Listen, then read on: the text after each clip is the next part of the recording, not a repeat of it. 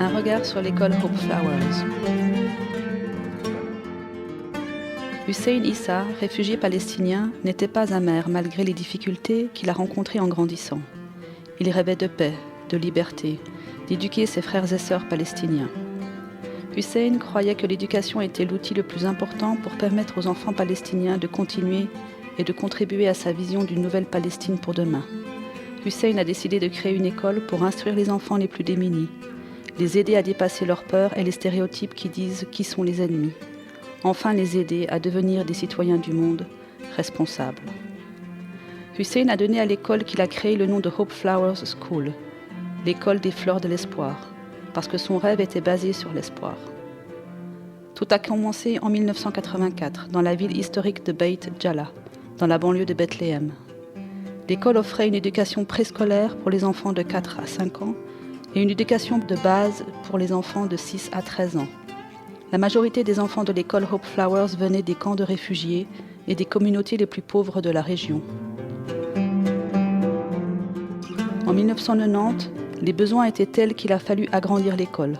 Grâce à des soutiens généreux d'amis du monde entier, de toutes les religions, l'école a pu acquérir un terrain de 9000 m² dans le village de Al-Kader, dans la partie ouest de Bethléem, où nous avons commencé à construire une nouvelle école moderne. Ce nouveau bâtiment fut construit près d'un ancien parc appelé les Bassins de Salomon, qui datait de 1547 quand le sultan Suleiman le Magnifique décida de faire construire 3 grands réservoirs à eau pour irriguer les champs autour de Jérusalem et pour approvisionner la ville de Jérusalem en eau pendant l'été. La construction de l'école commença au début des années 90, au même moment que le processus de paix. Mais au même moment, les Israéliens commencèrent à agrandir les colonies de Gush Etzion, au sud et à l'ouest de l'école. Gush Etzion est un ensemble de colonies juives en Cisjordanie, au sud de Jérusalem et à côté de Bethléem. 80% de la superficie de Al-Kader fut confisquée pour ces colonies juives. L'expansion des colonies autour de l'école a des conséquences énormes pour la population palestinienne, pas seulement politiquement, mais aussi socialement et économiquement. Les colonies nous enferment dans le peu de terre qu'il nous reste. Les différents gouvernements israéliens commencèrent à augmenter ces ensembles de colonies dès les années 90. Alors que l'école Hope Flowers insistait auprès des enfants sur les valeurs de paix et de respect des droits humains, les préparant à vivre sans conflit violent, les constructions de colonies continuaient, confisquant de plus en plus de terres et de propriétés autour de l'école. C'était comme si la paix et les colonies étaient lancées dans une course folle. En 2011, Gush Etzion comprenait 22 colonies avec un total de 70 000 colons. La communauté internationale reconnaît que les colonies israéliennes en Cisjordanie sont illégales, au regard du droit international et des conventions de Genève. Mais le gouvernement israélien s'en moque. Les maisons des citoyens palestiniens dans cette zone sont très proches des colonies israéliennes et du mur de séparation israélien. L'école Hope Flowers a reçu un ordre de démolition de l'armée israélienne avec 50 autres maisons dans ce quartier. Les Israéliens justifient ces ordres de démolition par le fait que ces constructions sont dans la zone C, c'est-à-dire une zone contrôlée par Israël en Cisjordanie. Mes frères et moi avons reçu 14 ordres de démolition des Israéliens, mais nous n'avons nulle part ailleurs où aller. L'expansion des colonies à côté de l'école continue aujourd'hui. Cette extension entraîne une grande peur et beaucoup d'incertitudes, non seulement auprès des élèves de la Hope Flowers, mais aussi dans leurs familles et dans toute la communauté. Dans le même temps, les Israéliens interdisent aux Palestiniens de construire leurs maisons dans la région.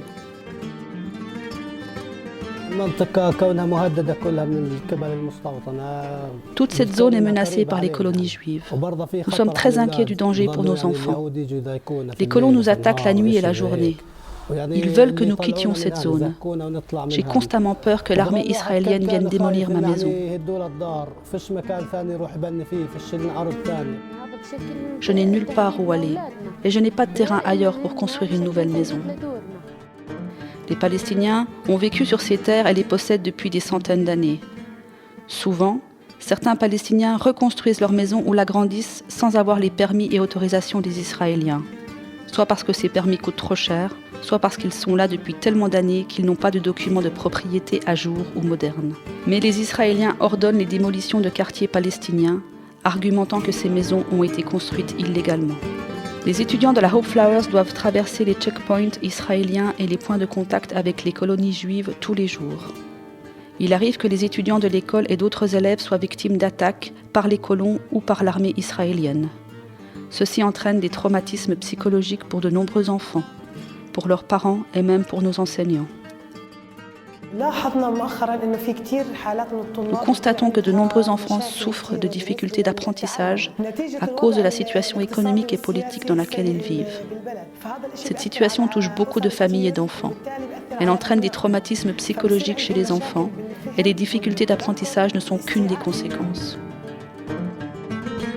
La CNUSED, la Commission des Nations Unies pour le commerce et le développement, a rendu public dans un rapport de 2016 que les politiques israéliennes et les colonies poussent les territoires palestiniens de plus en plus dans la pauvreté. À l'est de l'école se trouve un très grand camp de réfugiés, Daéché, dans le Grand Bethléem. 80% des élèves de l'école viennent de camps de réfugiés comme celui-là.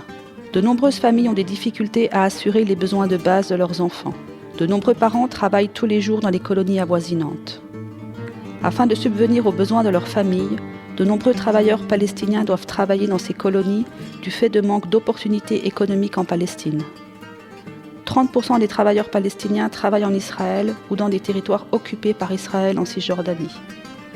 Ces travailleurs sont directement affectés par la situation politique et par les barrages imposés depuis des années par l'armée israélienne sur le territoire palestinien. De plus, très souvent, les Palestiniens n'ont pas le droit de travailler en Israël sous prétexte qu'ils ont été impliqués avec des actes de résistance à l'occupation. Cette situation entraîne un taux de chômage très élevé au sein des parents des élèves de l'école, estimé à plus de 30%. Malgré toutes ces difficultés, l'école Hope Flowers continue sa mission auprès des enfants palestiniens. Un de nos principaux programmes demeure le traitement des traumatismes de ces enfants et de leurs familles. Le programme de protection des enfants est disponible les après-midi. Il s'agit de soutien scolaire et de services psychosociaux pour les enfants qui seraient affectés par des violences et qui nécessitent un soutien et un accompagnement sur la durée. Puisque de nombreux enfants ne mangent pas à leur faim chez eux, l'école Hope Flowers assure tous les jours un repas chaud aux 250 enfants de l'école. Merci de votre soutien. Il nous permet de continuer notre travail. Malgré tout, l'espoir continue et fleurit dans notre école, ici à Bethléem.